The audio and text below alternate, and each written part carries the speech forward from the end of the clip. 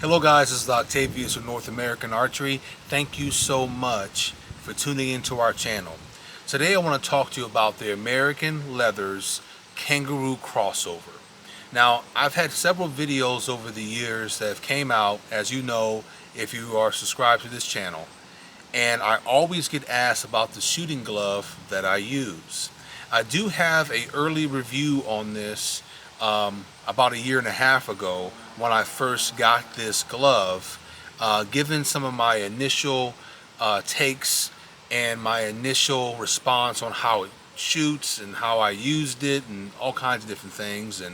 But now, after owning it for about a year and a half, I got some good feedback on this glove. Number one is the reason why I got this glove is because I needed the added protection. Here is my bow that I'm hunting with this year. This is my Stalker stick bow, the Wolverine FXT, and it's an awesome bow, right?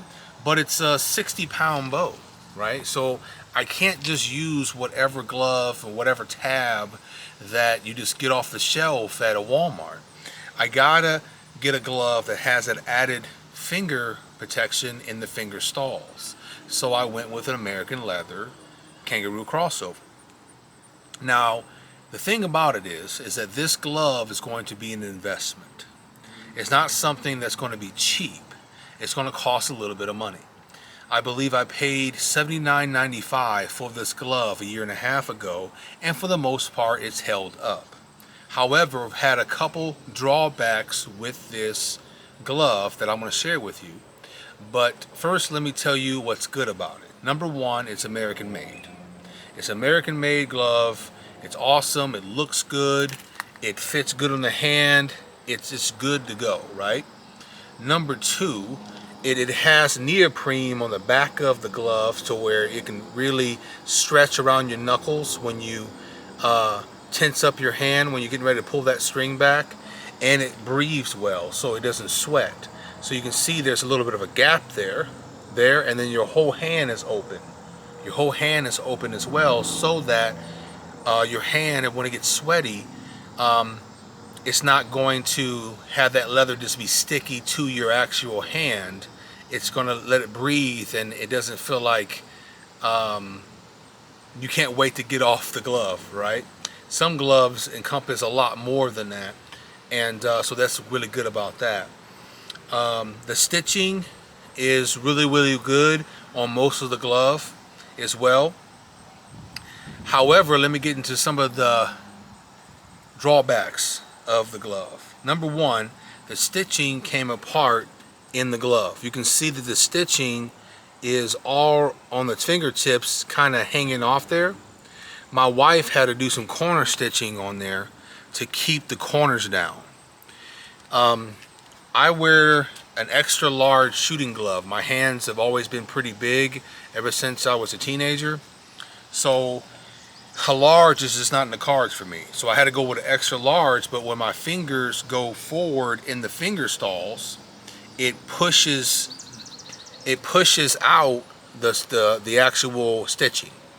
And so I'm maximizing an extra large glove. That's part of the thing that I have to deal with. Some of you won't have that issue, I'm sure, but for me, I do.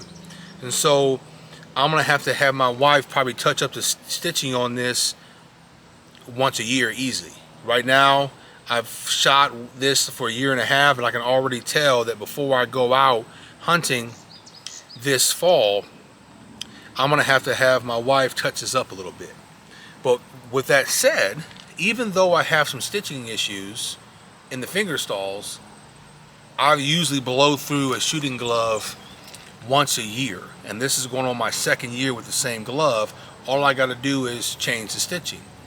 So you might ask yourself, well, why would you want to pay this much money for this actual glove if that's going to be the issue you have? Because I like the way it releases off the string. I like the look of it. I like the fact that it's American made, and also I'm never going to find a glove like this that's going to hold up to the abuse that I put it through.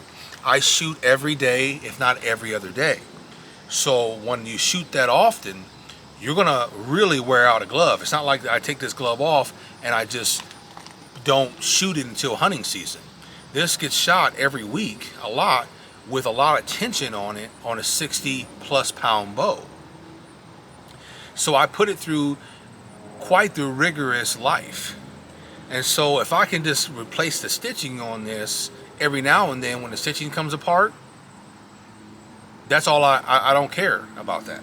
Now I say replace the stitching, but once my wife restitches all this with the reinforced stitching that she does, this will never come apart again.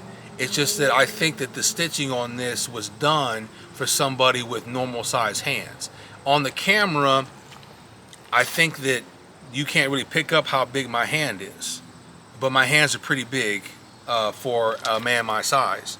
So when I put my hand in this, it was snug to the point where an extra large glove was snug, and it was hurting my knuckles, the top of my knuckles, and it was maxing out these stalls, and everything was so tight. Probably for the first 3 months that I used it, it was painful towards the end of my training sessions with my bows. So now it fits like a glove, no pun intended, but now it fits really well. It's broken in, but in the process of doing that, I really tore the stitching apart. So once my wife does the stitching over again, I won't have any issues. So that's the only drawback that I really have on the bow. The other thing, I guess, would be to say you don't really want to use a glove like this when it's raining a whole lot. So if I'm going to be in a tree stand and I know it's going to be off and on raining, like in the fall, I'm not going to use this glove. I'm going to use other gloves that I have that are made better for those conditions, because I don't want to have this glove break down the leather as much as it would if I just keep it oiled up and use it when the conditions are going to be a little bit better. I'm not saying just one-offs. I'm saying if it's going to rain off and on for an entire week on a hunting trip, I probably will bring a couple other sets of gloves with me, so this glove is not taking the brunt of the brunt of that trip's weather. The Velcro holds up pretty well. I mean, the Velcro literally just snaps like, you just put the glove on like that. The Velcro is held up pretty good, easy to put back on. I just did that with a bow in my hand, so that's pretty good.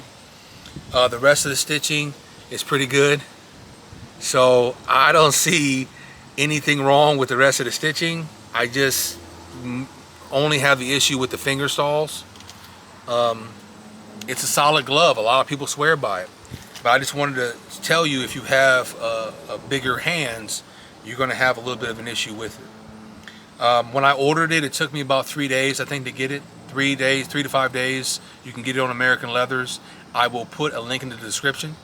I've never sent this glove in. If I sent this glove in, I'm sure that they would repair it, but I'm the type of guy that if I have my wife that can just put the stitching in it for me, it takes her 15 minutes to do it, it's done, I know it's the way I want it, I'm good with modifying it to make sure it doesn't happen again.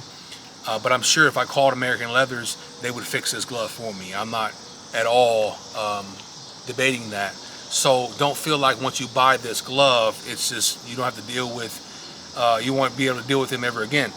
I believe they have a lifetime warranty on these gloves when it comes to stuff like this. So I wanted to give you my honest feedback on it. The thing is it's an investment. If you have normal size hands, you're not going to have extra large glove. You're going to be just fine. When you get bigger hands, you might have some issues with the stitching if you shoot as much as me. Also, let me bring this up. You can see there's a little bit of a groove in there. It does groove, so you really have to let your fingers roll off the string. So when you put your fingers on there in that first digit, you got to release off. And sometimes when you see that you got that little divot right here where that first digit of your fingers are at, that first crease, that right there can throw you off if you don't get used to shooting that. So you have to really just roll your fingers off and you should be good to go.